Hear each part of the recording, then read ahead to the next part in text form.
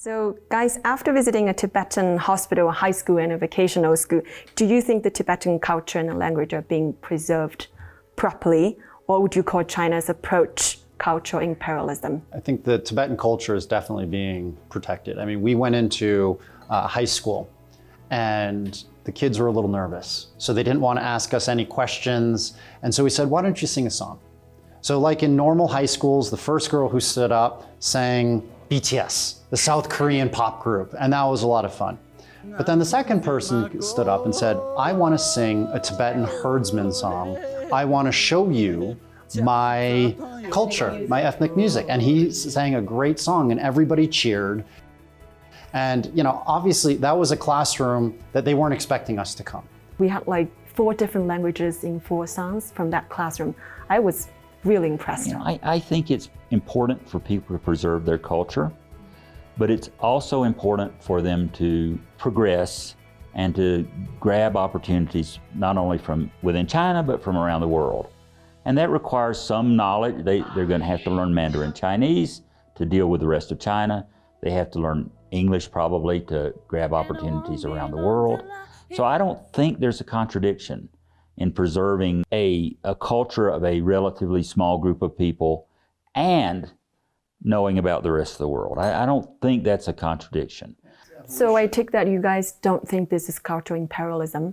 No, I don't see cultural imperialism. It's evolution, right? You're saying you've got to develop. You can preserve and love your heritage, which we saw with people singing songs, but you also have to learn what's going to make you competitive in the next 50 years. I think too many people in the West look at Tibet as sort of noble savages. It's the white man, superiority complex saving, the indigenous people. And they want the Tibetans to still have the same life that they had 70 years ago. But you know what? I don't think most Tibetans wanted that because they were serfs, their life was poor, and they couldn't eat.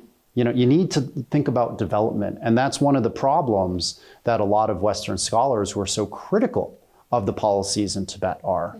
I think it's unfair to restrict a child to only knowing about a limited culture. Even if it's his own culture, it's unfair to say, you're going to stay in this village forever and you're only going to be able to understand Tibetan or whatever, and you're stuck with that. It's important that the child be able to make the choice and be able to take advantage of opportunities. That doesn't mean he throws away his Tibetan culture, but it means he can see the value of other cultures too. We spent a whole day in the schools and made friends with many Tibetan students. Shaun, would you like to add a bit more on that experience? Yeah, it was really fun. I mean, I had 3 young men, who were about 15, 16 years old, and they came up to me and we did a Douyin dance together because they were proud of just, being global citizens. One of the kids wanted to be a tour guide. He wanted to have Chinese from other provinces come and learn about Tibetan culture. The other 2 wanted to do Douyin videos and Douyin marketing, and that's why we did a little dance together. But I think the key was they all seemed happy and optimistic, and they looked just like school children in other cities in China and, other cities in the United States. What I really liked about the vocational training school that we went to is they were teaching, how to cook. They were teaching Tanka, traditional Chinese arts to try to preserve Tibetan culture. But they were also teaching advertising and drone making. And so it's empowering these teenagers to think, what can you be 10, 20 years from now? And a lot of them were graduating, straight out of these high schools, earning 5,000-6,000 RMB a month, which actually is a lot of money here. One more point along those lines. The economic development that's going on in Tibet allows them to preserve their culture. I mean, if you were an ambitious kid growing up and there was no economic development in Tibet, your only choice would be to leave and adapt to another culture. It's really important that they have opportunities here so they can grow and live a full life while preserving their local area and preserving their local culture. There's no contradiction between economic development and cultural protection. That's a great point, because when the principal of some of the schools said to us that a lot of their students go to university, and quite a few of them go to Tsinghua, Beida, and the best schools in China. And when I asked, do they stay in Beijing after they graduate? Actually, the principal said many of them actually come back to Tibet. and they help do the economic development in their hometowns, but they also are able to preserve their local Tibetan heritage.